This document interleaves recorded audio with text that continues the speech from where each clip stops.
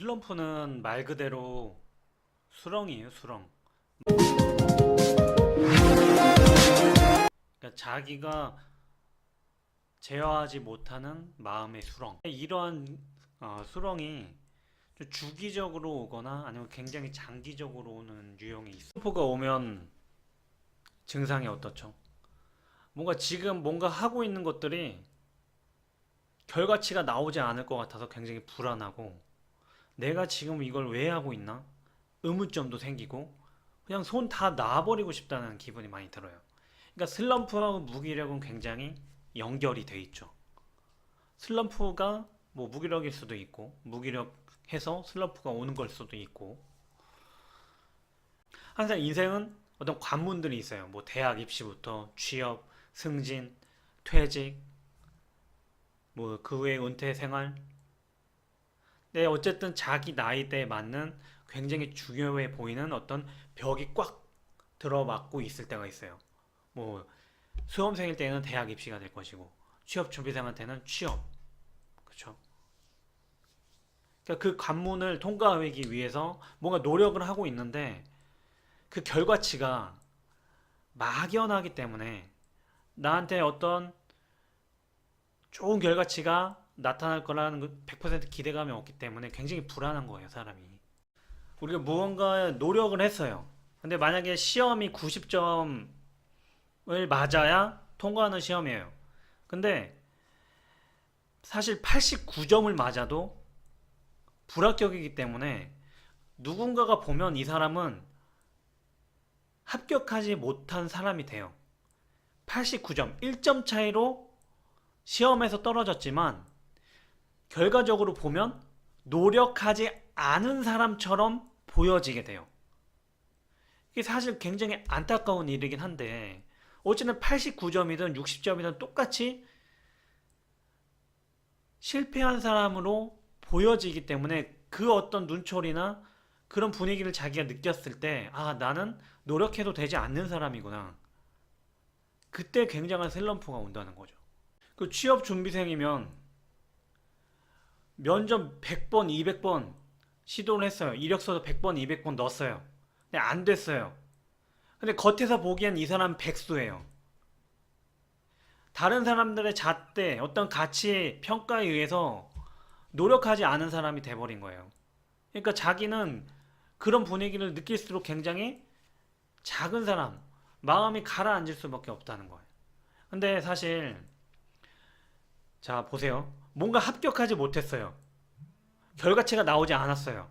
하지만 89점 맞은 그때까지 어떤 경험치, 내공, 이거는 언젠가 그 포텐이 터진다는 거죠. 그 경험치는 몸 안에 녹아 있어요.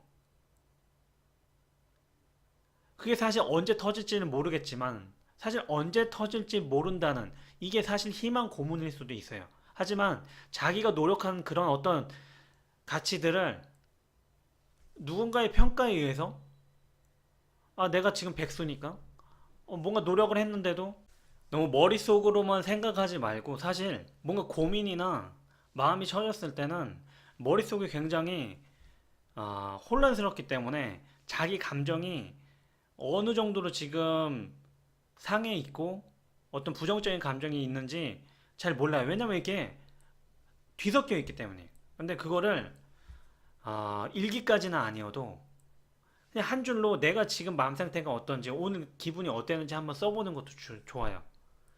그러니까 머릿속으로 생각하는 거랑 눈으로 보이는 거, 내 감정 상태가 어떤 상태라는 거에 눈으로 보여질 때, 아, 그렇게까지는 심각한 게 아니었을 수도 있다. 이런 거를 캐치해낼 수 있다는 거예요. 음. 자, 그리고 부담되는 어떤 것들이 있어요. 뭐 시험이든 뭐든.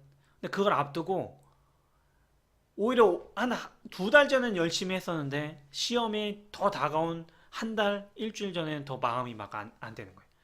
아, 이 시험 너무 어렵고 내가 통과 못할 것 같아. 그럼 지금까지 해왔던 것들 다 그냥 싹 날려 먹을 수가 있다는 거예요. 음. 작은 계획이라도 일단은 다이어리든 어디에든 써놓고 그걸 실행했을 때 쭉쭉 밑줄을 한번 그어버리는 거예요. 작은 성취를 느낀 거를 계속 자기가 반복을 했을 수 있어야 돼요. 큰 성취를 느낄 대상이 거대한 산처럼 있죠. 이건 한 번에 이룰 수 없는 것들이에요. 자기가 통제하기 어려울 수도 있고. 그렇기 때문에 잘게 쪼갤 필요가 있어요. 팔굽혀 펴기도 하루 뭐 200개 이렇게 목표를 정할 게 아니라 그러다가 하루 이틀 못하면 또 무기력이 옵니다. 포기하게 되기 때문에 아, 나 또 포기했구나. 할 수 있는 만큼 한번 하고 양은 늘려갈 필요가 있어요. 그리고 무기력이 오면 슬럼프가 오면 기간을 정하세요. 기간. 내가 3일 동안은 그냥 신나게 놀겠다. 근데 이 기한을 정하지 않으면 돌아올 때까지의 기간이 굉장히 길어져요. 그럼 한 달 동안 무기력에 빠져 있죠? 그 한 달 뒤에 또 후회를 해요. 아, 한 달 동안 내가 시간 낭비했구나. 이 후회가 다시 온다는 거예요. 계속 반복돼요. 그러면 시간 낭비했다는 후회, 슬럼프는 슬럼프대로 오고 차라리 노는 기간, 리프레시하는 기간을 아, 가책 안 받는 범위에서 정하는 거예요. 그 뒤에 컴백하면 되는 겁니다. 다시 돌아오면 되는 거예요.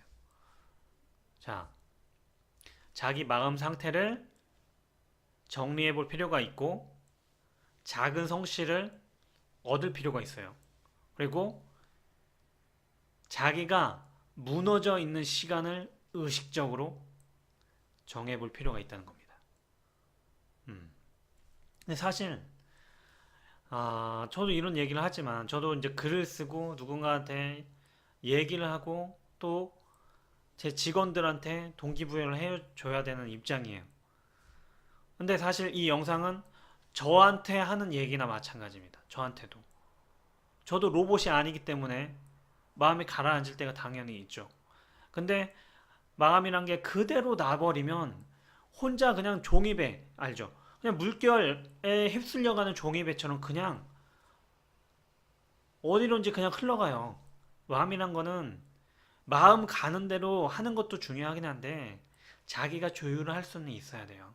스트레스가 덜 할 수 있기 때문에 자기 마음을 제어하지 못하기 때문에 슬럼프가 오고 무기력이 오긴 하는데 100%는 아니지만 50%, 60% 조금씩 마음을 보듬어 갈 필요가 있다는 거죠. 네. 어느 정도 슬럼프가 올 수 있다는 것은 용인을 하고 거기에서 조금 더 자기가 마음을 조금 더 다듬어 조율해 갔으면 좋겠네요.